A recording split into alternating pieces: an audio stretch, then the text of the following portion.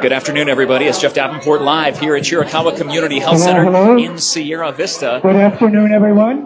Good afternoon. We're going to start in 2 minutes. 2 minutes. Getting ready for an amazing opportunity here, a town hall featuring Arizona Senator Mark Kelly. As you can see, we're here at Chiricahua and ready to go for this amazing event and opportunity to see him. He will be coming out of this door to the right that John is panning over to right now and set up for a town hall. Do we know the topics that are going to be covered in today's town hall? Is it more, I think we put it in the post description. I believe the topics are going to be along the lines of, here, I'll get my notes out. I have them right here. According to the press release, Arizona Senator Mark Kelly will host a town hall in Sierra Vista, which you are watching live here on Cool FM Live right now, to hear directly from Arizonans and healthcare providers about how they would be impacted by Trump and Republican-led efforts to cut Medicaid and food assistance. So that is what the main point for Senator Kelly being here today. You see the CEO of SSVEC is here, as well as the CEO of Canyon Vista Medical Center, so Jason Bowling and Sean Phillips, respectively. There are representatives from the Cochise County Democrats here as well, and obviously many, many people from Mark Kelly's office, other media outlets, including the Herald. My friend Alexis over at KGUN is here as well. And we do want to thank the Kelly office for helping set this up. This was great and a wonderful opportunity for us to be here live, so for you to listen to what the concerns are from the citizens here in Cochise County, inside the upstairs building at Chiricahua Community Health Center, here for Senator Mark Kelly, who is already here. This meeting was supposed to start at 2:20. I believe they gave a 10-minute buffer just for time constraints in case he was running late, but actually he got here early. So we should be starting any minute now. He will come out of the door you are looking at is one of our two senators, Senator Mark Kelly, here. And we're at the 60-second warning now. We got the 1-minute warning. Just saw the number 1 sign go up as more people continue to pile on in here in the upstairs portion of Chiricahua Community Health Center. You can see in the post description what the topic will be that Senator Kelly is going to focus this town hall on, and then we'll activate a microphone that is in front of one of the speakers here to make sure that we always have noise coming from Mark Kelly. There should be uninterrupted as far as that goes. And there he is. He's coming up. There is Senator Mark Kelly coming in to Chiricahua Community Health Center as he takes a seat. Everyone would please take a seat. Please take a seat.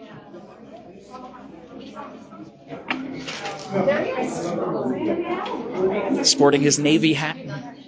We'll toss it over to Dennis If we Walter. could take a seat, we will start. What a nice crowd. Everyone got quiet when I asked. How unusual. All right, good afternoon, everyone. My name is Dennis Walto, and on behalf of Dr. Jonathan Melk, the Chief Executive Officer at Chiricahua Community Health Centers, I want to welcome you. Dr. Melk couldn't be here today. He is out of town. But I am very happy to welcome you to our Sierra Vista Primary Care Campus. And while we're here today for the town hall, I did want you to know that right here on this campus, right now, there are adult and pediatric services being provided in the brick building just across the parking lot.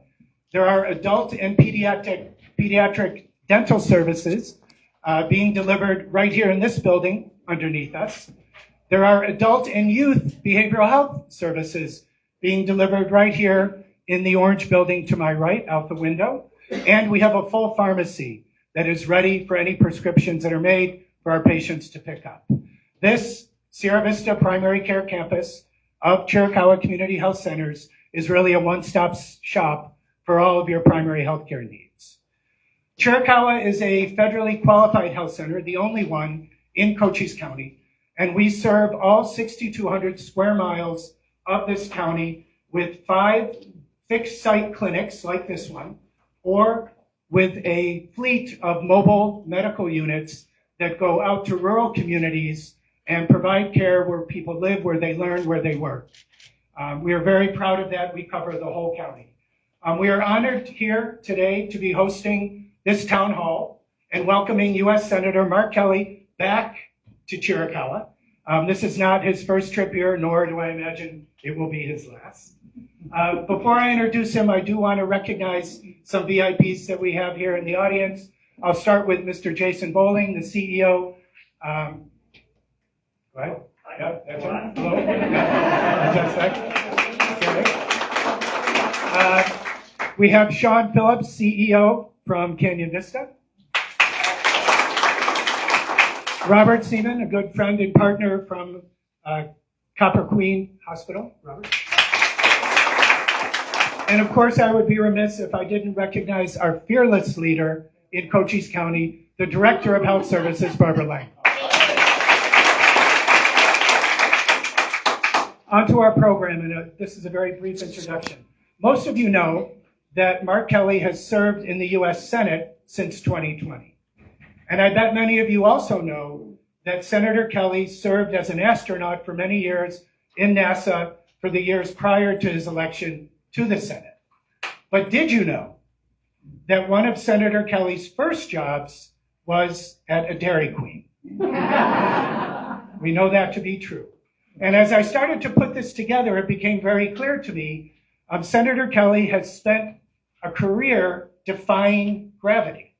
In the Senate, he has risen in leadership in a few short years. As an astronaut, of course, weeks, months in outer space. And of course, at Dairy Queen, making blizzards, turning them over, defying gravity yet again.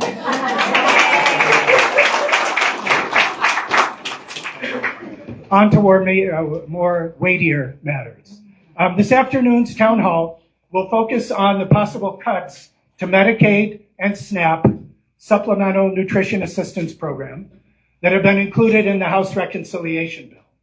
We will start with Senator Kelly giving some brief remarks and then move to questions and answers. I will be moderating the discussion. I'll be seated next to the senator, and I very much appreciate your consideration in respecting the time allotted. If you have a question, make it a question, not a diatribe. And we will try to get through as many questions as we can. Great turnout, really happy that you're here. And with that, I will turn it over to Senator Mark Kelly. Thank you. Thank you, Dennis. Thank you, everybody. And it's great to be back here. This is not my second time here, maybe third or fourth. I've been here. I came to the Chiricahua Community Health Center right after you put in the dental clinic. I came when you had a mobile health care delivery vehicle. I came down to see. And this clinic provides fantastic care for so many folks in Cochise County and the surrounding area. So I appreciate you hosting this. This is a very important topic. I want to make one correction about the diatribe. I'm also here to hear your stories, which, by the way, can be really helpful.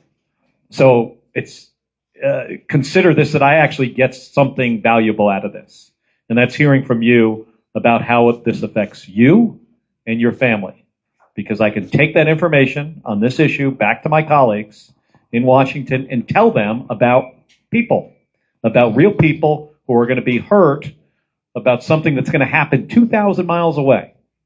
So let me tell you a little bit about this bill and where we are, and then we'll open it up so I can hear from you and take your questions. So, this legislation started out as one of the president's top priorities.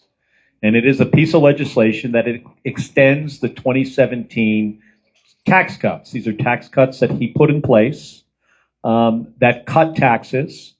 The taxes of the very wealthy were cut the most. If you're in the top 0.1%, if this tax cut gets put in place and gets extended, top 0.1% gets about a $350,000 a year tax cut. And if you're in the top 1%, you're talking about hundreds of thousands of dollars, or top 10%, maybe $75,000. If you're middle income, it's a little bit. And I do believe strongly that we should not raise the taxes of middle class folks and working class people. That would be a mistake. I also believe that the very wealthy could and should pay more. You could raise the taxes of billionaires, and they'll still be billionaires. This bill to keep these tax cuts in place costs a lot of money. It costs trillions and trillions of dollars over 10 years. So the plan here is to try to make it not look so bad. And so they've got to find some cuts. And they have tasked a specific committee in the House of Representatives to come up with the cuts. It's the Energy and Commerce Committee. And the way they are going to cut some spending so they can continue these tax cuts. Remember, the wealthiest get the big benefit from this. They have to cut either Medicare or Medicaid. So the plan is currently, and this is the bill that was voted on in the House of Representatives and passed the House of Representatives, including with the vote of your congressman, if you live in this district, Juan Ciscomani, is to cut Medicaid and SNAP. And SNAP is food stamps. Medicaid, here in Arizona, we call it access. The way it looks like right now, in the state of Arizona, the people that will lose their health care coverage are folks that were probably mostly in the expansion population. We don't know for sure. We'll have to see how it all pans out if the legislation passes. It's got to get through the Senate. I'm going to talk about that in a second. But upwards of about 300,000 people in the state of Arizona would lose their Medicaid coverage. They would lose access. That's seniors in some cases. Even though this isn't Medicare, there are seniors that are on Medicaid and Medicare. That could be a lot of seniors, could be pregnant mothers, could be kids that would lose their only health care coverage. Now, we are the wealthiest country in the world. And we've always had a system where folks who could not afford, well, at least since Medicaid's been in place, people that couldn't afford health care would get it through Medicaid. Medicaid also happens to be the foundation of our healthcare system here in Arizona. The system we have for Medicaid was created by the state of Arizona. It's called Access, created by Arizonans, funded largely from the federal government. If we lose this funding and 300,000 folks in Arizona lose their Medicaid coverage, that impacts everybody. Even if you're on Medicare, rural hospitals could close. Healthcare clinics could close. Hospitals could lose departments. I was talking to one, hospital CEO in a hospital on the other side of the state that said they're likely scenarios they close their OBGYN clinic, closed. And then pregnant moms would have to travel 3 hours to the next one. Now, this is not done. This fight is not done. Remember in 2017, I think it was 2017 when in the first Trump administration, they tried to kill the Affordable Care Act. John McCain, whose Senate seat I am in, said, no, this ain't going to happen. We could have a similar situation in the Senate, or maybe even a similar situation when the legislation gets sent back to the House. Because if we make changes to it, it's got to be voted on again in the House of Representatives. So the cuts to Medicaid could result in 300,000 Arizonans losing coverage under Access. We're also talking about individuals losing food benefits, which is SNAP. And the SNAP cuts are about $30 billion a year. Most of that $30 billion, by the way, is paid to farmers to provide this food to be given away to folks who can't afford to buy food. People generally don't want to, get help. And I think it's rather mean-spirited. It's also dangerous.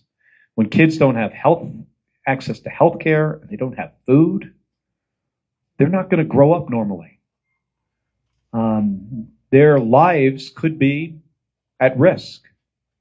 It's true for many people on this because, by the way, they're still, when they get really, really sick, they'll wait till they get really, really sick. They'll go to the emergency room. And somebody's going to have to pay for that. And what happens is organizations like the Chiricahua Community Health Center will try to figure it out, but it's going to be more expensive. And this is incredibly short-sighted, and I think it's mean-spirited and it's wrong. And I really want you to think about this in a way that, I mean, the way I look at it is they literally want to take money away from folks that don't have a lot and take it out of their pockets, because that money was used to pay for their health care and food assistance and put it into the pockets of the wealthiest Americans. That's what's going on. Happy to take your questions.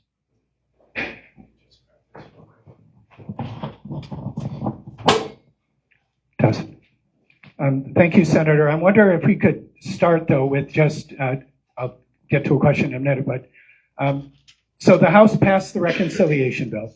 It has come over to the Senate. Yep. What happens now? So we call this a reconciliation bill, which is a very technical term, but what it means is in the Senate, it only needs 50% or just over 50% to pass. That means it doesn't need any Democrats, and the Republicans have 53 Republican senators, so they can pass this on their own. So that's what reconciliation means. And you can do that for anything that involves taxes, spending, debt limit. And this is spending, and it's taxes, both. It's both. It's spending on Medicaid, it's spending on food assistance, and it's federal income taxes. So they will do it through the reconciliation process. We'll get the bill, and it'll get debated. Eventually, it'll get debated on the floor. We have an opportunity to offer amendments. Most of our amendments that I would offer, probably won't pass. But I will say that it's not clear that they have all the votes. You have members of the United States Senate, some of which are rather conservative, who somebody would have asked me 3 years ago, would this person be the one that's trying to protect Medicaid? I would have said, I wouldn't think so. But Josh Hawley, senator from Missouri, wrote an op-ed, I think it was in the Wall Street Journal, about why this is a really bad idea. Why they shouldn't be cutting healthcare access to people who can't afford to buy healthcare. So you got a guy like Josh Hawley's against this. You also have other folks in the Senate that want to see deeper cuts, like even more. That want to see, instead of the nearly $1 billion that this might be, or $800 million out of Medicaid, they want to see cuts of up to like trillions of dollars. Because this bill, because of this tax cut, adds $3.8 trillion to the deficit over 10 years. Or what that means is to the debt, to the national debt. So the tax cuts are really, really expensive. They would have been much more expensive if you didn't cut Medicaid. So they're trying to take away health care in order to provide a big tax giveaway to the wealthiest Americans. So what's the process? We will debate it on the floor of the Senate. We will recommend changes. The Republicans will recommend changes. The president has said he doesn't mind changes to the legislation, but the path is so narrow in the House of Representatives that if they make big changes, it won't pass in the House. So what I hope for is they make big changes and they get them through, and then maybe it doesn't get through the House, or we will have somebody show a profile in courage, enough people, it only takes 4 of them, that 4 of my Republican colleagues say, no, this is going too far, we're not going to do this. If that happens, it won't become law. So we have 2 senators, yourself and Senator Gallego, who have outspokenly come out against this bill. What can we do in Arizona to have an impact right now? Well, your congressman, who I know very well, Juan Ciscomani, he's not my I actually live right over the border in CD7. This used to be my wife's district, by the way, but every 10 years we redistrict, so the lines change a little bit. He has spoken out about cutting Medicaid. He's talked about it. He also then got in line and voted for the legislation. So I don't know where he would be if this came back with major changes, if he would be one of the very few people that would be required to vote against it in the House of Representatives again, but he could be. And I think one thing you can do is reach out to his office, show up wherever he is. I heard he was in Cochise County today. I don't know. He could have come here and joined me for this. That Congressman, if you're watching, we welcome you. That would have been fun. He still has a say in this. He will have another say, because I imagine we'll make changes in the Senate and we'll send it back to the House. But this could die in the Senate. It could die in the House. I'd say whatever gets to the president's desk, he will sign. And I will say my feeling is it's more likely that this happens than it doesn't, but it is not inevitable. You know, with enough public, what's required more than anything. I mean, you don't have to convince me. You don't have to convince Ruben Gallego.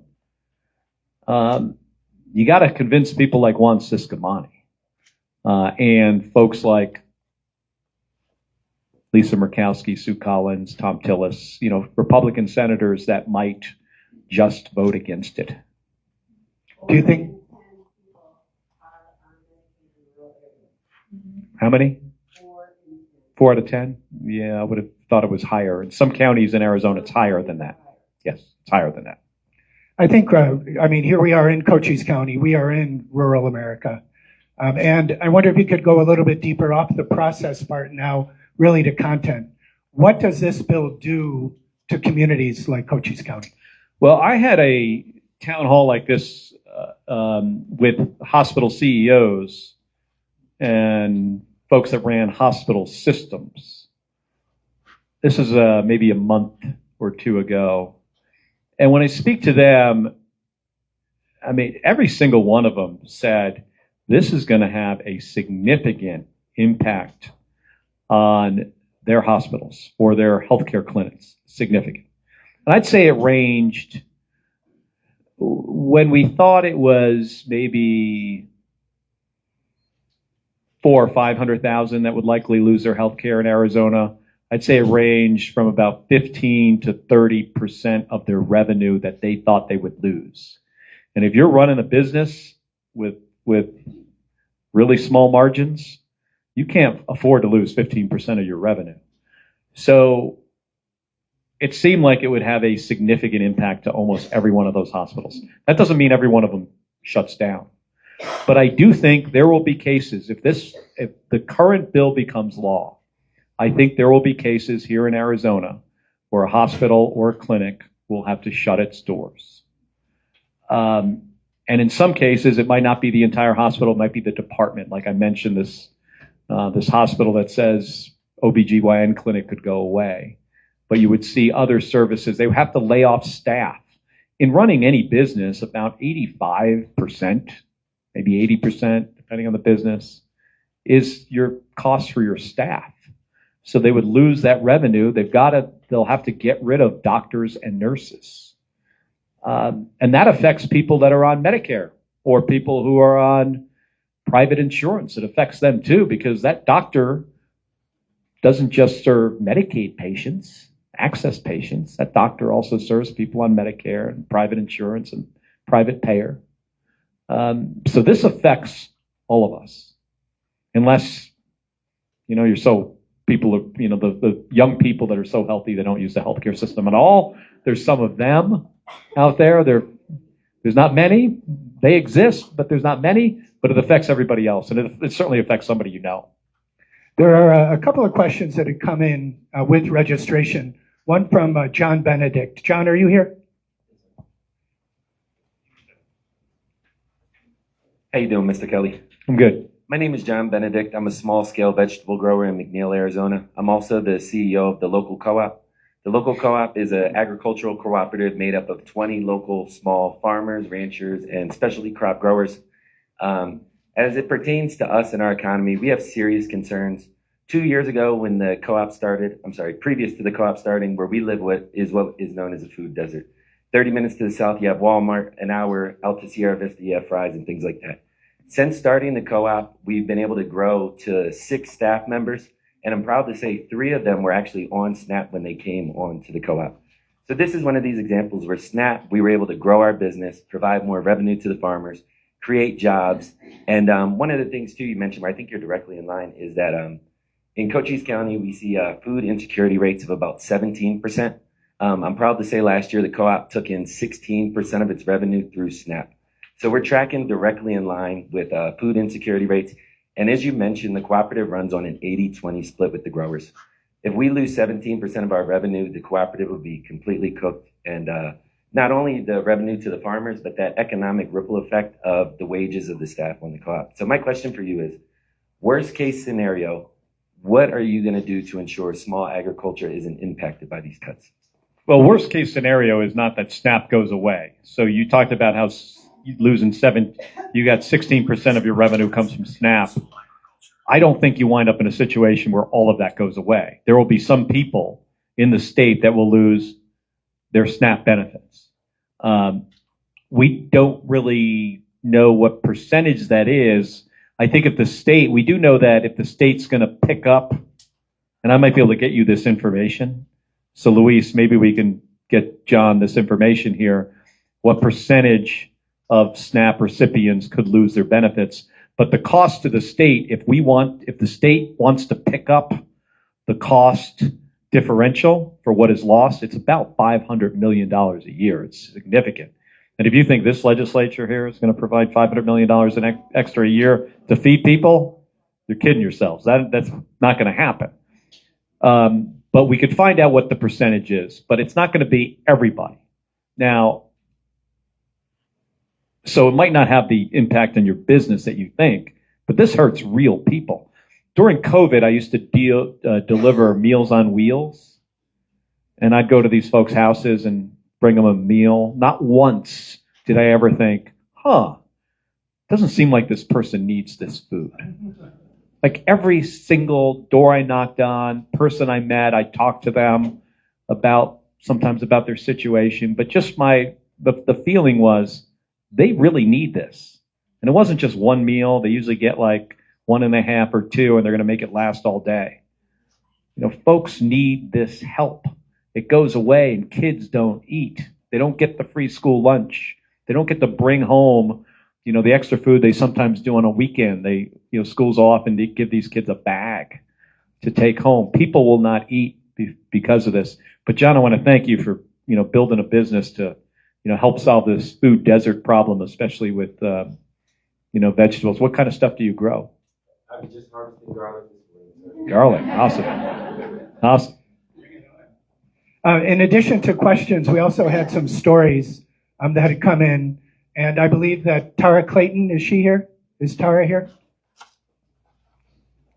Tara has a story to share.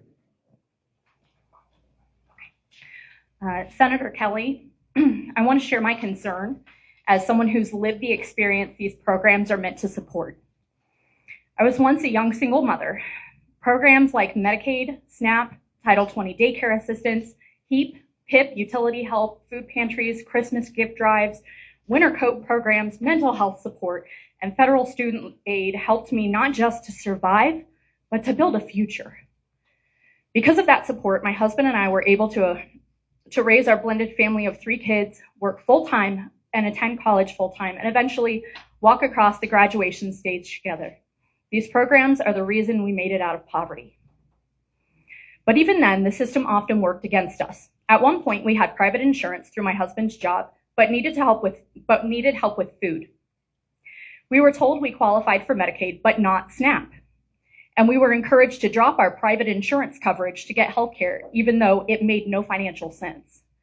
Later, as a case manager at a behavioral health agency here locally, I had a caseload of 220, mostly Medicaid clients.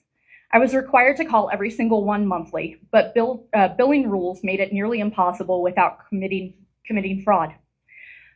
We were being asked to serve people within a system that is functionally broken. These experiences are why I'm deeply concerned about the proposed cuts to Medicaid, SNAP, and related programs. I know firsthand that they don't just help families, They're often the only path to stability. So my question is this. Senator Kelly, with so many Americans still climbing out of poverty using programs like these, what can you do to further protect and modernize our safety net so that it works more efficiently, ethically, and sustainably for both families and the workers who serve them? Well, thank you, Tara, for your story. And I wrote down Title 20. I'm not that familiar. I know there's daycare programs. I got to educate myself a little bit more on that. But, you're right. I mean, these programs are what keep people out of poverty and give you an opportunity, in your case, to get an education, get another job, and I imagine not use these, services anymore. I'm giving back now. Yeah, and how do we should always be looking for opportunities to strengthen them and making them more efficient. And there are things we should be doing right now to try to cut government spending. That's not this. That isn't the way to do it. Kicking people off their health care is not the approach. We're a society that's really good at innovation. We've got an opportunity here with machine learning, artificial intelligence. We could try to incorporate some of that into our healthcare system. I'm sure this is some of the stuff that you're probably looking at. Managing healthcare records in a way, being able to find problems in people's personal medical situation earlier, get treatment earlier. This is the opposite of that. So I'm always looking for ideas on how to, strengthen, these programs. But it's not. I don't know if you mentioned Pell Grants, but I was just we're just talking about that with the Chamber of Commerce with some folks that one of the plans that the administration has is to change the requirements on Pell Grants, so fewer people that can't afford an education will actually apply for them and get support to be able to further their career. So this is a major effort by the administration to in my view to help out the wealthy at the expense of a lot of other folks that can't afford it. But if you got some ideas, since you work in this in this industry in behavioral health, we're always looking for ideas on how do you strengthen the system. Thank you. We also had a question come in from Dr. Barbara Hartley. Dr. Hartley, are you here? Oh, that's okay. Doctors have no problem. Oh, they will. Hi, I'm Barb Hartley. I'm a family practice doctor. I'm at the Benson Hospital. Been there for 25, almost 26 years now. I'm sort of a fixture. And I think you pretty much already answered the question that I had, which was about what we can do on this end to help this bill not to pass. But I do have a story that I'd like to tell you, and I thought about it when you mentioned young people who probably never need the healthcare system. I have a story about how fast that can change. Had a patient years ago when I had an office practice who was in a car accident when she was 32 and she became a quadriplegic, what we call the C5 through 7 quadriplegic. So she could move her arms a little bit. She had kind of a pincher grasp. So if she was in her electric wheelchair, she could maneuver the chair, but she couldn't get in and out of it. She couldn't get in and out of bed. She couldn't turn over in bed. She couldn't feel anything below about here. And, the obvious thing for her would have been to put her in a nursing home. She required an enormous amount of care. And she got onto a specialized part of Access called ALTEX, which stands for Arizona Long-Term Care. It's the part of Access that pays for nursing home care and assisted living. She didn't want to be institutionalized. She was 32 years old. And her husband stuck with her. Senator Kelly knows all about that, sticking together and working it out. And he had a full-time job, but she was able to get care at home like 4 hours a day through ALTEX. And he took care of her the rest of the time. And I was her doc, and I went to the house to see her because she couldn't get to an office. And she is mid-50s now. She's still in her own home. She has grandchildren. They come and visit her. She sees them often. Unfortunately, her husband passed away a couple of years ago, but she was able, because of the access help that she got, to stay in her home and live a productive life. And this is the kind of thing that can change in anybody's life in a split second. And if we don't have the help in line to help these people when something like this happens, their life is over. And that's what I would like to see not happen. Well, thank you, Barbara. Since this became the reality we're living in, I've had the opportunity to meet with a lot of folks like your patient and learn from them how this would be so devastating. I met this woman in Phoenix who had kids that she adopted out of foster care. She had, I think it was 2 or 3 kids. And when you adopt a kid out of foster care, that kid's on Medicaid till they're 18.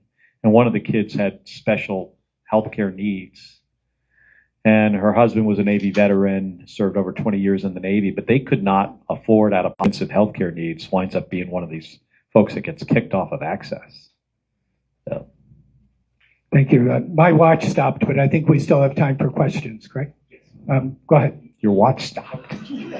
Oh, he doesn't have a watch. Hi, Cynthia Aspengren. I'm the chair for LD21. And you could have been telling my story.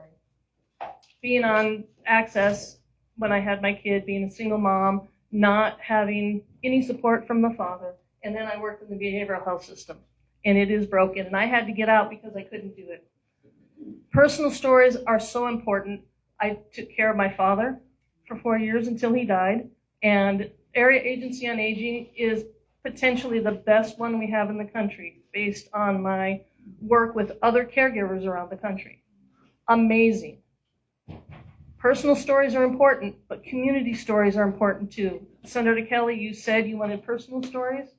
And I think we forget that the community is involved in this and that these personal stories go out and about. It's not just a matter of how this is going to affect me. It's a matter of how it's going to affect my community and the hundreds of jobs that could be lost, the thousands of jobs that could be lost all over this state from all of these cuts and how that's going to affect our economy. All of a sudden, that's substantial. It's substantial. And I think we're afraid to talk about that. And I think we need to be clear and honest that it's not just going to affect me or April or Elizabeth or Natoya. It's going to affect all of us. Our prices at the grocery stores are going to go up. We're going to be flooded with people that are now desperate for help, where before they were able to work and take care of themselves and their families. And I think we forget how big this is going to be and how much this is going to affect our communities. And I'm really afraid for what could happen here. Yeah, the economic impact on the state is likely to be in the billions of dollars if this becomes the reality. And you know the concept of when you create a job, it depends on the job, but often there's a multiple of other jobs that get created because of that job. Let's say in the semiconductor industry in Maricopa County, for a technician there, you create one job, it creates another 5 because somebody's going to build a Starbucks and a restaurant and construction jobs for the apartments and all that. The multiple on jobs are often it could be 5, 6, 7, 8. Well, the converse is also true. That when you lose a job, that affects, and that's what you're talking about, Cynthia, is that there are other jobs that are affected. So not only does it affect all of us in the sense that that doctor might not be available to see you or that emergency department had to close, it also affects you in that it has an impact on the entire economy. Especially rurally here. Yeah. You know, when we look at recovery, it takes us so much longer to recover in a rural community. Go ahead.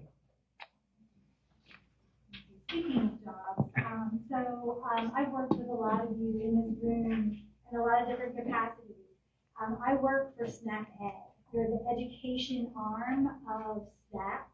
And it is a critical, cost-effective program that equips millions of low-income families with tools to access healthier food, to make their food dollars go further, and to lead more active lives. SNAP Ed is less than 1% of the entire SNAP Ed budget. That's $5.15 per participant. 40% of people who participate in SNAP Ed programming have increased fruit and vegetable intake. They have a 35% rating for that to be on the top of that. And what was your name? I'm Elizabeth. Elizabeth. Well, you would think any program that if you spend $1, you get $9 in healthcare costs, you would want to do the opposite and fund it more, right? I mean, there are other things like that in the federal government that also doesn't, for political reasons, also often doesn't get the attention, and the resources that it deserves. That's in the best interest of all of us.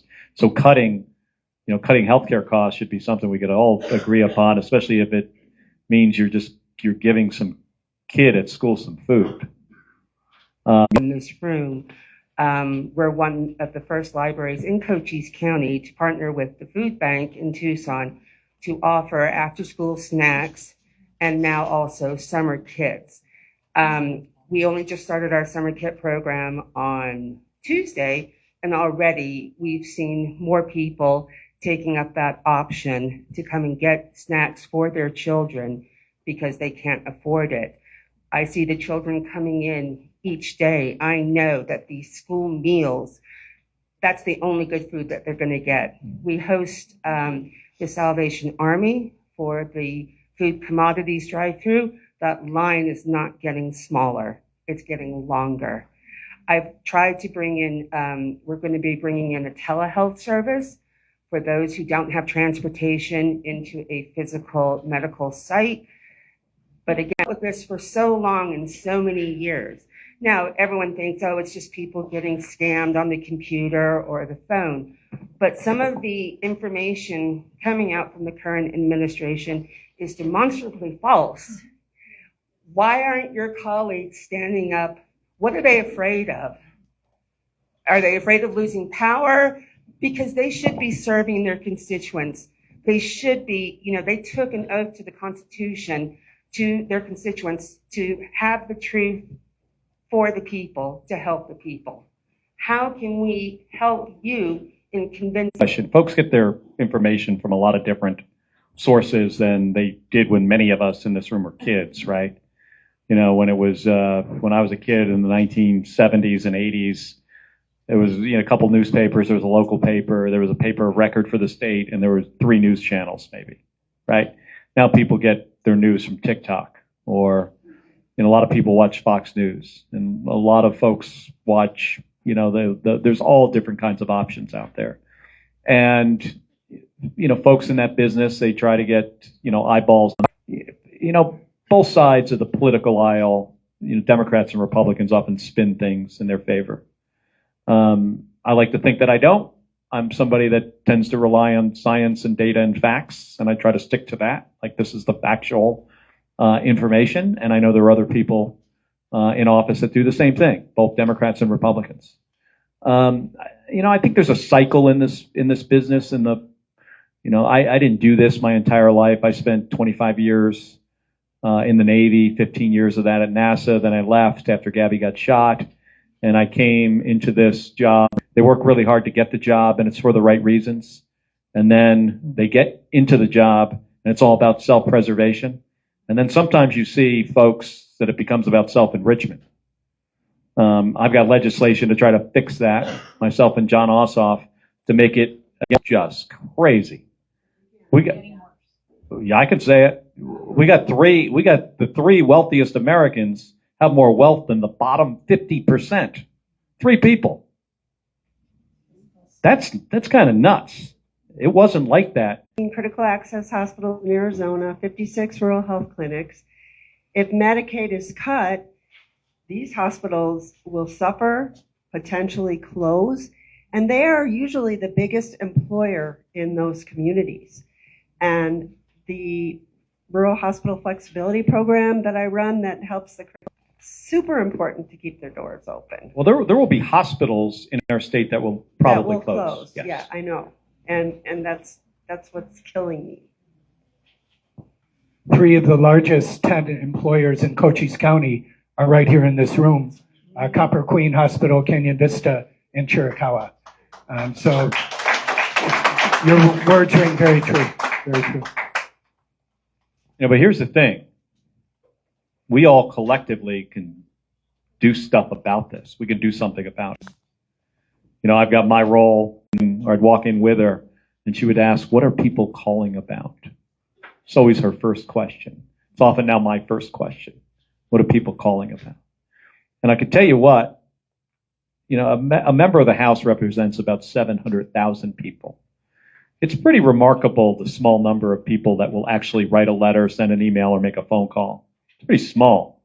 Maybe it's in a year, maybe they get like, I don't know, we get millions, maybe a House member gets tens of thousands, maybe 50,000, probably less than 10%.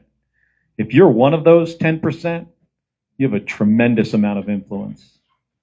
Picking up the phone or showing up in front of somebody's office, your congressman's office, to say, hey, this is not acceptable. There are people out there, I don't know if they're there today. His office in Tucson isn't far from where Gabby and I live, but there are people showing up to say, you cannot do this to us. If that continues, he's going to have another opportunity to rethink his decision. Might change it, might not. Tremendous pressure. You know, this president puts a lot of pressure on people about their future in the United States Congress. Some people don't care. Some Republicans don't care, which that's like profiling courage. But a lot of them do. So you gotta, they're gonna have to make the decision. What's more important to them, their constituents or the president? So this fight is not over, not by a long shot. You know, we can still win this thing, but it's going to take all of us. You know, when you leave here, let me give you some homework. Pick up the phone, show up, send an email, write a letter, do something, and then get somebody else to do it. And if you can get 5 people to do it, and you can get them to get 5 people to do it, it will really have an impact. So thank you. Thank you for hosting this. Thank you, everybody, for coming in today. I really appreciate it. And just remember, you got people in Washington that are with you. I'm with you. Thank you. Thank you, Senator Kelly.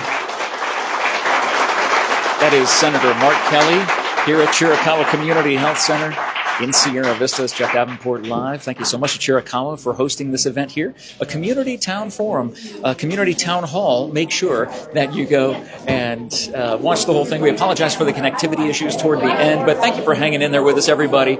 And, of course, thank you to Senator Kelly for coming down to be a part of this. And to everyone, 75, 85 people who are here in this room, a wonderful turnout, some great information. And, again, we all want to do our part to be educated on the issues. And this is the way to do it, by attending town halls just like this. Thank you again to the Kelly office for allowing us to be here and bring you this video today. Have a wonderful day, everyone.